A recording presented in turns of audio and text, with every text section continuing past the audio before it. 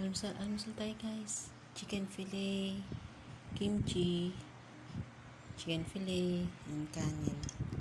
Sige, kain tayo. Sarap. Alam nyo, yung kain ko isang beses lang sa isang araw ang rice. Pero after mga 3 p.m. ako nakain usually. Kaya lang ngayon, hindi kasi ako kumain maghapon kahapon eh.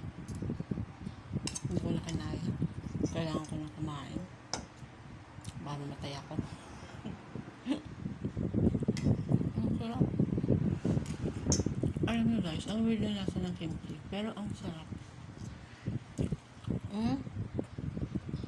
Diba? Ang sarap niya.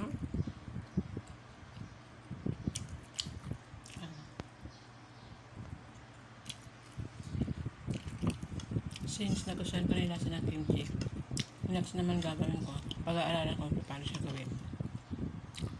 Para hindi na ako bibili. Ako lang mismo gagawa. Actually, masarap siya. I-partner sa isda. Kesa sa, ewan ko sa akin, kesa dito. Pero okay pa rin. Okay pa rin naman siya. Yung cook ko, dapat, wala talaga naman yan. Dapat yan, stand ko lang. Sasandalan ko lang ng cellphone.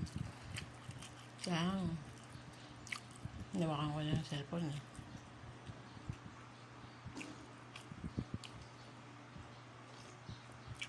Ang sarap.